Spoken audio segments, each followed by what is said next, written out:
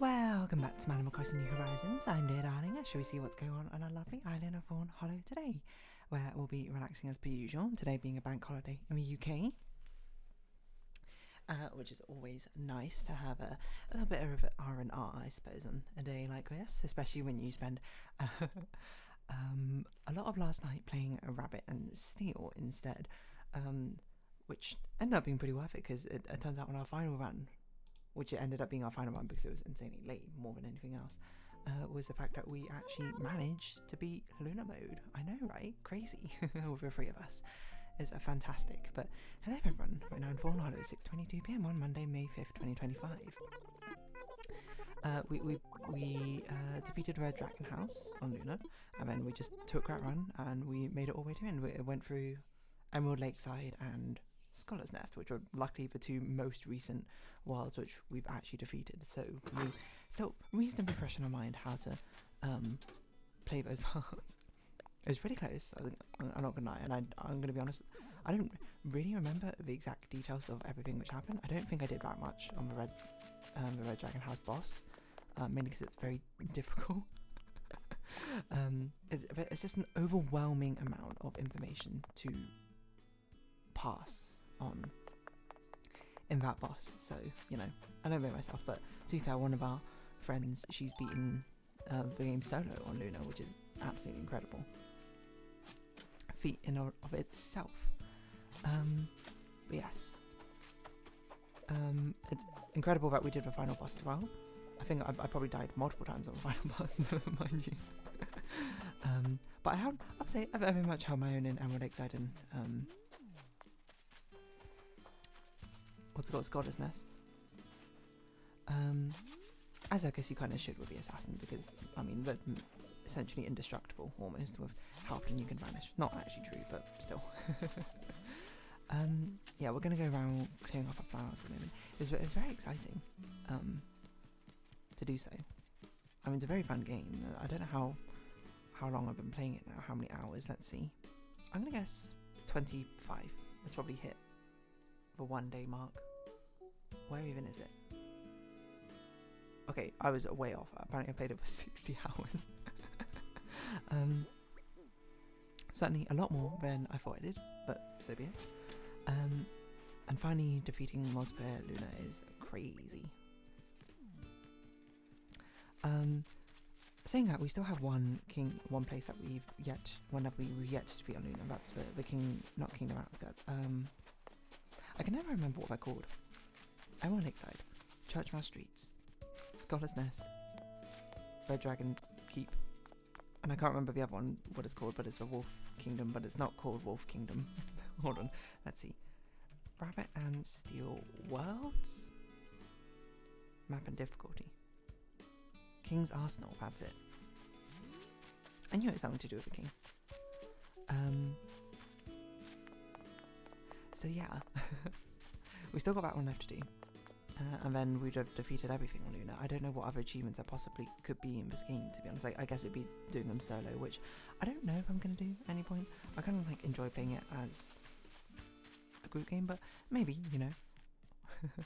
I feel like there's just far too many other games that I'm playing at the moment to concentrate on doing this on solo mode. Not in a bad way or anything. If anything, I'm spoiled for choice. I played a bit more Wuthering Waves today, trying to get through that story. That's about it, I suppose. Did some other games. I haven't done the Fawnhallow for the game series, so you might have noticed that Animal Well came on today. And hopefully I can do it either today or tomorrow. I don't know, I need to... Well, no, it'd have to be today, this evening, and as I said, I think it should be unusual. I've just not had, like, the time at all to be able to do this sort of thing. So worst comes to worst, what will happen is I will probably record, like, an episode of, whatchamacallit, Another Crab's Treasure, which will come out tomorrow instead. But yeah, not much to say with regards to, I don't know what to talk about, to be honest. I'm just sort of trying to think, because I felt like something else happened yesterday, not in a bad way. But I can't remember what. I'm recording this now because I'm about to go to a pub quiz sooner or later. Something came to mind, but I can't remember what it is anymore. Completely gone. Oh well, nonetheless. It's very exciting to play Valorant still. Hopefully, you know, it's perhaps we've been playing it a little bit too late, I would say, compared to even for me. You remember like what time do you usually go to bed? I don't know, it varies. It's somewhere I would say more consistently. I don't know why I digress on that, but this one's fine. The limit being 3 AM. Most of the time that's like a hard limit. But I think most of the time I'll go to bed around like 2 or something. But when I grab it, still we ended up staying up till 5 AM playing, which is honestly ridiculous in my mind. But I had a good time nonetheless. I was extraordinarily tired and basically silent throughout the end. Because I was just like, I can't even think how to speak right now. But yeah, it's been a good time. Excited to do the pub quiz. Excited to relax. Yeah, despite the fact it's a long weekend, part of me is like, I wish it was a longer weekend. Things are just busy, tiring, exhausting, who knows. All in all, it is what it is. But that is life. So, what should we talk about? I don't know. Maybe now I can actually talk. No, I want to dedicate like a full episode to Valorant still, and I think I'll do it after we beat King's Arsenal and Luna. So then I'd be like, okay, I've seen all there is to see on this. Well, not really all there is to see, but you know, like I've seen at least a taste of what every single world and boss is like. I really enjoy the game, to be honest. It's a fantastic game. It's this exact sort of roguelike I like, you know. I was saying this, I'm really surprised there's not another roguelike which I would like to dive into. Not one which like captured my attention, except for Binding of Isaac, but I think that kind of captured my attention because it was one of the few games I even had back when I started playing it. Sorry about that little jump cut in recording, as yeah, I'm not sure what to talk about. I think I was saying I don't want to talk about Valorant still until I see King's Arsenal and see what that is like in Luna mode, but I think I've made up my mind on Valorant still like being a good game and one which certainly has appealed to me quite a lot. Oh yeah, no, I was surprised that was no other roguelike which really sort of captured my attention in the same way. Like Binding of Isaac I played, but I think it was more so because it was one of the only games I had at that time, and watching Northern 9 was more the association with it. Enter the Gungeon, I played a little bit of it. I think that was kind of like a wrong place, wrong time sort of thing, you know. So I think I played it under the motivation of being like, oh, you know, I really like Binding of Isaac, let's branch out and play a different roguelike. I thought it was fine. I think it's a fun game. Maybe I should give it a try again. But certainly it wasn't a game which I played it and was like, I gotta keep playing it, you know.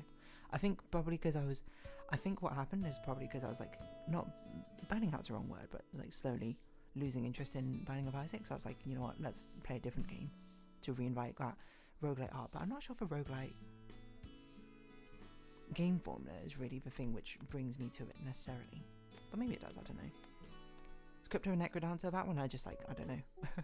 I think it was more, the barrier to learning that game is a lot higher than expected, and I was like, I can't be bothered in the time that I was trying to learn to play it. So I didn't really play it that much. I think that's the thing with roguelikes, is because they take quite a while to sort of learn how to play right.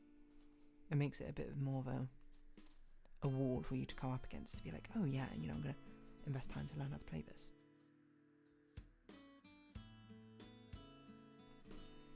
No, I don't mean that in a bad way. I think that's honestly how the genre should work, but it's more like, I guess you can understand why it's sort of like, oh, you know, that's a bit of a barrier that you need to overcome before you actually get into something like that.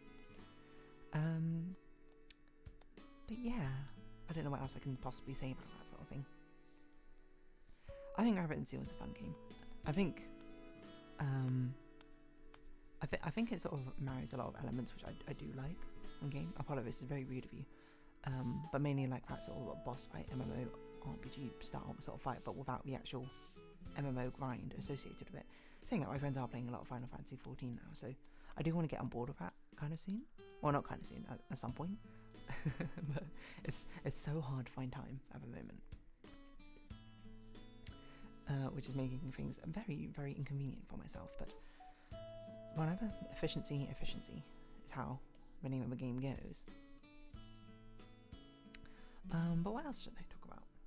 I don't know. I think there's something very cathartic about doing a very challenging fight. Now again, I will say that. Big credit to one of my friends she's very good at the game, and again, beaten mode and lunar difficulty. she very much carried the final boss fight, I would say, because I continuously died on it. I'd revive and then I'd do my damage, and then it would come to a big attack and I'd be like, oh, oops. And she somehow survived every single other attack, which is honestly just more credit to her rather than anything else. Not that it wasn't a team effort, of course. We all put in our... We honestly all, pulled our weight, I think. Regarding it. It was just... I mean, to be fair, for two of us, it was literally the first time we ever saw this fight in lunar difficulty. And we were just like, okay, what's going on? It's been a while since we fought this boss. But yeah. But there was a lot of times it was just one of us on one HP. And it was just like, okay, you can't take a hit, otherwise it will lose this entire run. And we're on the edge of our seats. Did I have a few moments like that? I did have a few moments like that. I think in Emerald Lakeside and Scholar's Nest. Maybe it was only in Scholar's Nest, I can't remember.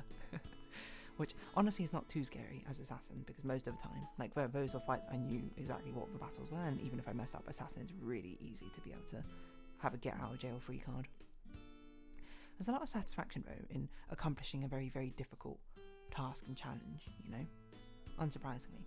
And I think it's very easy to sort of belittle it in the sense that, oh, this is a video game, how accomplishing could it be? But I think, challenge can come through anything, really. I don't see why it needs to be associated with something which has a much more... Material gain is not the right word, but much more traditionally seen as a merit, if anything. A game, whether it's a game, whether it's who knows, a social hobby that you've been doing, and all these sort of things are really, nice to be able to be like, oh yeah, oh, notification, don't mind that, just a LinkedIn notification. It's very nice to be able to make progress in one way or another with regards to this sort of thing, it's what else should I say? It's just nice, isn't it? To get a sense of accomplishment, and I don't mean that in the mean way, which Star Wars Battlefront or whatever has irreversibly changed forever, by being like, oh, give players a sense of pride of accomplishment by making them pay $500 or something, I can't remember, some ridiculous amount of money. Yeah, so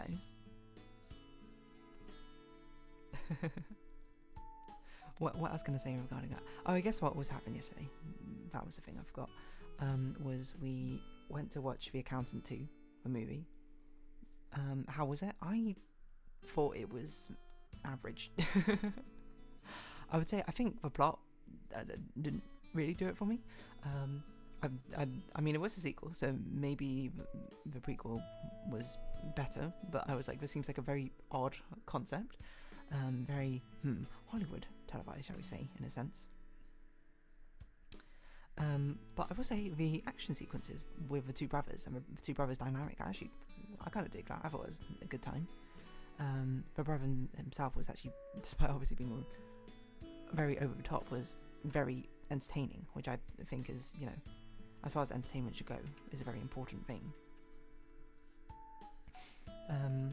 But yeah, I don't know, I was also just thinking just now, I was like, oh, I haven't even worked more on the Animal Crossing thumbnail art since, because there's been no time. I gotta do that, or I gotta, play games with my friends, or actually got, do work, or other hobbies and other things to do with life. It makes it difficult, it really does. I don't mean that in a complaining way. I think, I suppose, at the end of the day, it's a good problem to have. Or not a bad problem to have, if you ask me. Doesn't mean it isn't a lot, though, at times. Anyway, yeah, so there is a sense of pride of accomplishment from accomplishing something particularly difficult. And I guess that shouldn't really come as a surprise to, well, anyone, mind you. That is just how it works. Well, I'm not sure always how it works. I mean, I've gone on record before saying that I tend to be a lot more destination focused than journey focused when it comes to things in general. So I'm just gonna put Luna check. It is still how should I put it? It's still nice, I suppose, in the end, to be able to get a sense of accomplishment from this sort of thing.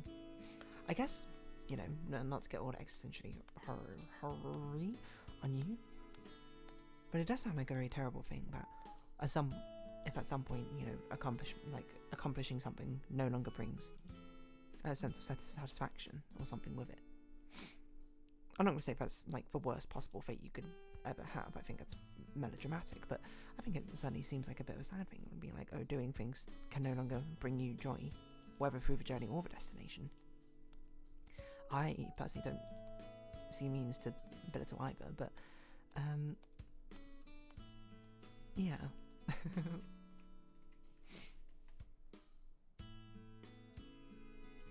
It's just what? I don't know. It just feels like it's difficult to explain, you know. It's not, I mean, I think everyone's probably had a moment in their life where they accomplished something and they're just like, yes. But there's a weird way of like trying to share my experience with someone else, isn't it? Not to say that if you hear someone else does something which they're proud of, accomplish stuff, you I'm not saying like you don't go like, oh wow, congratulations, I'm happy for you, because I mean, I'd like to think positively. I'd like to believe that genuinely you would be happy for someone if they accomplish something difficult, even if you didn't know them. But I think it's unlike things like happiness and sadness and anger, which I think are much more easily transferable emotion through the sense of empathy. You know, when someone is happy, it's a lot easier to feel the same sort of happiness in yourself. Pride and accomplishment is not as transferable, is it? I mean, there certainly are cases where you're like really proud of a friend for doing something, but I think at least inherently for me is because like obviously the only way it would be transferable is if I also contributed something to it. Otherwise it's not that it's stolen valor in a way, but it's more like that's their moment, isn't it? It's not like they lose anything, I suppose, if I also feel proud of them, but it's more like the second-hand pride feels different from first-hand pride, while second-hand happiness, second-hand feels like a weird way to say it, but feels very similar, I think, to first-hand happiness, you know? Maybe that's the way I mean to put it. I guess because it's direct, the first one is directed at yourself, while the second one is more directed at another person. I never really thought about that before. That makes sense, and I think it probably actually does apply to all the other emotions. Because I guess second-hand happiness should be happiness directed at someone else, rather than first-hand happiness being something which is intrinsically from yourself. I don't know. Maybe it's like the source is different, but still the overall outcome feels the same, but for pride it doesn't. I'm sure there are other emotions which also feel like that. Probably like love is actually like the best example. Like self-love feels very different to loving someone else, I'd imagine. I don't know why I said I'd imagine. It does, at least to me, but I meant I'd imagine on a grand scale. Like, if you ask everyone. It's not like you get like butterflies in your stomach for yourself. I mean, maybe you would. I don't know. I'm not sure if that's self-confidence or if that's narcissism at that point. Anyway, I'm going to round this episode off here. I don't know what I'm talking about. But, I don't know, accomplishment. Pride and accomplishment. How about that? So, if you have been watching, thank you very much. It's been Animal Crossing New Horizons. I've been Dear Darling. Likes, comments, subscription, shares, greatly appreciated. Socials, Discord down below. Hope to see each other again. But for now, it's well. So until next time. Bye-bye for now.